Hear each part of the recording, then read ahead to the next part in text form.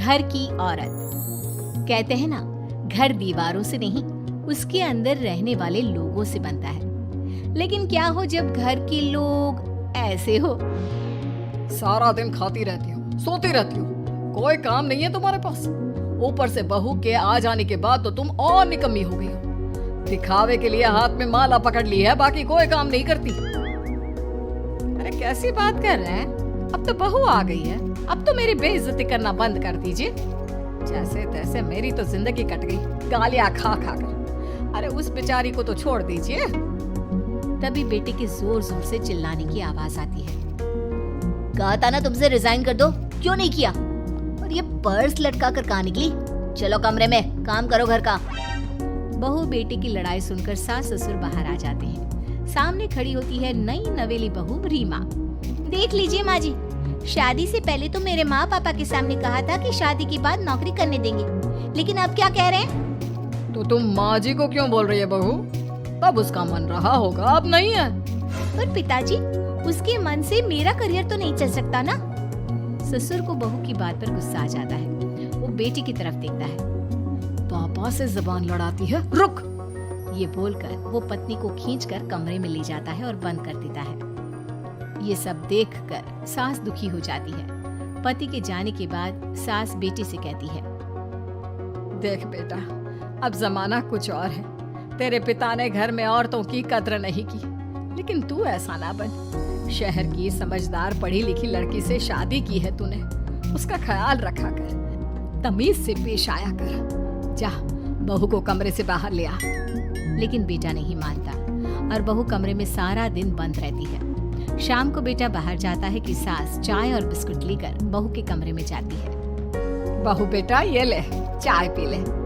रो रो कर कैसी शक्ल बना ली है बेटा। माँ जी, ये कैसे लोग हैं? आप कैसे मैनेज कर रही हैं? ऐसे थोड़ी ना होता है माँ जी। घर की औरतों को तो पिताजी और ये इंसान समझते ही नहीं। क्या करूं बेटा, मैंने तो जैसे तैसे सह लिया, लेकिन तू ना सहना। दोनों बात कर ही रहे थे कि ससुर आ जाते हैं। अच्छा, तो अब बहू को भड़का रही हो? बहुत दिन हो गए मार खाए, अब क्या बहू के सामने खाओगे? जाओ यहाँ से, और जरूरत नहीं है ज्यादा इस लड़की को सर पर चढ़ाने की, समझी? बहू को ससुर की बात पर गुस्सा आ जाता है, लेकिन वो कुछ नहीं कहती। आए दिन बहू देखती है कि कैसे उसकी सास और उसके साथ उसका ससुर और पति गंदा व्यवहार करते हैं। फिर एक दिन, ये क्या बनाया है? खाना बनाना नहीं आता क्या? ये बोलकर वो खाने की भरी सारी थाली फेंक देता है। अरे बेटा कोई बात नहीं, शांत हो जा, मैं अभी बाहर से कुछ मंगवा देता हूँ। हाँ पापा, ऑर्डर करिए। ऐसे खाने से तो पेट भरने से रहा। वैसे खाना तुमको बनाना आता नहीं और बाहर जाकर नौकरी करना चाहती हो। अरे तुम जैसे को तो पूछते भी नहीं है बाहर। बहू को पति की बात पर गुस्सा आता है, तभी सास बोल पड़ती है। तेरे से ज्यादा पढ़ी लिखी है वो, तो तूने इसे कहा था कि तू नौकरी करने देगा तो तुझसे शादी कर ली, वरना ना ही करवाते इसके माँ बाप तुझसे शादी इसकी। और कमाती भी ये तेरे जितना ही है बेटा। बहू हैरान रह जाती है कि जो सास खुद के लिए एक बार भी खड़ी नहीं हुई, वो उसके लिए बेटे को भी भला बुरा सुना रही है। उसकी नजर में सास की इज्जत और बढ़ जाती है। वो सास को देखकर ये सब सोच ही रही थी कि उसके कान में एक जोर से चांटे की आवाज आती है। किसको मार पड़ी? वो देख ही रही होती है कि उसकी नजर जमीन पर बैठी सास पर पड़ती है। अभी तो धीरे से मारा, फिर जुबान खोली ना तो ऐसा मारूंगा कि कान के पर्दे फट जाएंगे। सास रो रही थी। बेटा और पति वहां से चले जाते हैं। पिताजी अच्छा किया माँ को जोर का चांटा लगाकर, आगे से जबान खोलने से पहले 4 बार सोचेंगी। बड़ी आई। दोनों हंसते हुए वहां से निकल जाते हैं। बहू सास को उठाती है और पानी देती है। मैंने ये दिन रोज देखे हैं बहू, लेकिन तू नहीं सहना। तू अपना जीवन अपने अनुसार जीना। शादी के वक्त मैंने तेरी माँ से बात करने की कोशिश की थी, उन्हें बताया था, लेकिन वो नहीं मानी। बहू सास को पकड़कर रोने लगती है। वो इसलिए नहीं मानी क्योंकि वो मेरी सगी माँ नहीं है। माँ जी, जिस तरह से आप मेरे लिए खड़ी हुई है ना, मेरी माँ भी नहीं हुई। बेटा मैं तेरा भला चाहती हूँ, तू नौकरी इस घर में रहकर तो नहीं कर पाएगी। एक काम कर, इस घर से चली जा, पैसे कमा और खुश रह। माँ जी, हो सकता है कल तक मैं आपके इस फैसले को मान जाती, लेकिन आज नहीं। माँ जी, आप यहाँ इस नर्क को झेले और मैं आपको छोड़कर चली जाऊं? नहीं, कभी नहीं। अगले रोज, सुनिए, वो क्या है ना, मुझे कुछ कपड़े और गहनों की जरूरत है, तो जरा पैसे दीजिए ना। अब आप घर के मर्द हो तो पैसे तो आपसे ही मांगूंगे ना, बुरा तो नहीं लग रहा ना आपको? नहीं नहीं, बुरा क्यों लगेगा, ये लो कार्ड, कर लेना शॉपिंग। अगले रोज, बिजली का बिल आया है 10,000 का, भर दीजिएगा। इतना बिल कैसे आ गया? बेटा वो क्या है ना, सारा दिन बहू घर में रहती है तो कमरे में एसी और टीवी चलता रहता है। अब कम से कम बाहर जाए तो 4 पैसे कमा कर लाए, लेकिन हम लोगों को थोड़ी ना औरत की कमाई खानी है, वो तो मर्द ही करता है ना। पति पर्स देखता है और फिर हाँ माँ, ठीक बोल रही हो, खैर चलता हूँ, ऑफिस का वक्त हो गया है। पति ऑफिस से पिता को फोन करता है। पापा, घर के खर्चे तो बढ़ते ही जा रहे हैं, ऊपर से महंगाई आप देख रहे हैं। मैं सोच रहा हूँ क्यों ना मीना को नौकरी के लिए हाँ कर दूं, 4 पैसे ही लाएगी ना घर में। वो तो तू ठीक बोल रहा है, लेकिन ये औरत की जात, कल को 4 पैसे कमाने लगे तो यह नहीं कि सर पर चढ़कर नाचे। हाँ पिताजी, बात तो सही है, वो तो आप है जो माँ को मुट्ठी में रखा है, वरना मेरी वाली तो। खैर, सोचते इस बारे में। शाम को पूरा परिवार साथ बैठा होता है। वो कल पनीर की सब्जी बनानी है तो थोड़े पैसे देकर जाना। और हाँ, कीर्तन भी रखा है संडे को, उसके लिए सामान की लिस्ट बना दी है, ले आना। पापा को दे दो, वो ले आएंगे। अरे पापा कहाँ से ले आएंगे, मेरे पास नहीं है पैसे वैसे।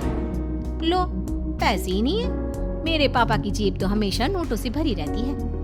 बेटा, लक्ष्मी को जो पूछता है ना, उसके पास लक्ष्मी रहती है। जो घर की औरतों को मारे पीटे, वो भला कैसे लक्ष्मी का लाभ ले सकता है? वाह वाह, क्या बात है, तो जबान खुल रही है तुम्हारी।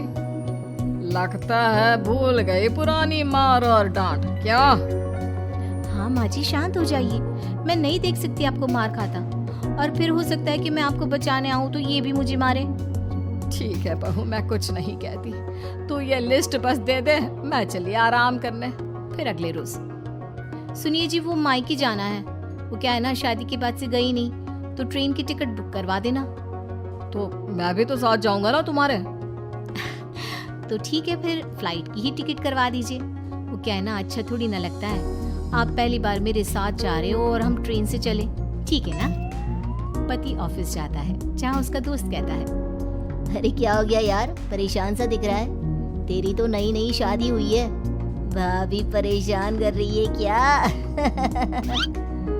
अरे नहीं यार, तू तो जानता है थोड़ी सी कमाई में घर चलाना मुश्किल हो रहा है, तू कैसे मैनेज करता है यार? कैसे क्या यार, तू जानता है ना मेरी बीवी रिया को, वो टीचर है, फिर घर में ट्यूशन करती है, साथ में बच्चे भी पढ़ लेते हैं। यार, घर नाम की गाड़ी दोनों पहियों के साथ चलने से ही चलती है, वो भी कमाती है और मैं भी, और चल रहा है घर बस। पति को दोस्त की बात समझ में आती है, लेकिन पिता का ज्ञान कैसे भूल सकता था? भाई, कल को सर पर चढ़कर नाचने लगी तो। शाम को घर आता है, जहाँ उसकी बुआ और उसका बेटा बैठे होते हैं। अरे आ गया लल्ला, कैसा थका थका सा लग रहा है, सब ठीक है ना? नमस्ते बुआ, कैसे आना हुआ? कैसा है रमेश? भाई को तो भाई की याद ही नहीं आती। अरे नहीं नहीं भैया, याद नहीं आती तो यहाँ कैसे आता? ये लीजिए मेरी शादी का कार्ड, जरूर आना। पति कार्ड खोलता है। डॉक्टर रश्मि, अरे वाह, तेरी होने वाली बीवी डॉक्टर है। और क्या भैया, आपकी बीवी इंजीनियर तो मेरी डॉक्टर। तभी वहाँ सास आ जाती है। अरे जब घर में ही बिठाना है बेचारी को, तो काहे का इंजीनियर है, तो काम वाली ही, घर का काम करती है और आराम। इतनी पढ़ी लिखी लड़की को घर पर क्यों बैठा रखा है? अरे बहू कहीं झोला छाप डिग्री तो नहीं लेकर आई है? पत्नी की बुराई सुनकर पति को गुस्सा आता है। नहीं बुआ, यूनिवर्सिटी टॉपर है मेरी मीना, और हाँ, बड़ी कंपनी में काम भी करती है। बस शादी के बाद कुछ महीनों की छुट्टी ली थी, अगले हफ्ते से ऑफिस शुरू हो जाएगा। क्यों मीना? तभी ससुर आ जाते हैं। हाँ, लेकिन फिर घर का काम कैसे होगा? और पैसे कमाने लगेगी तो सर पर। पिता की बात पूरी नहीं हुई कि बेटा, सर पर चढ़ने का हक है उसका पापा। पत्नी है वो मेरी, यानी मेरे घर की रानी। और रानियां तो सर का ताज होती है। क्यों मीना? मीना पति की बात सुनकर शर्मा जाती है। वाह बेटा, तू सही समय में समझ गया कि औरतों की इज्जत करने वाले घर में शांति और लक्ष्मी का वास होता है।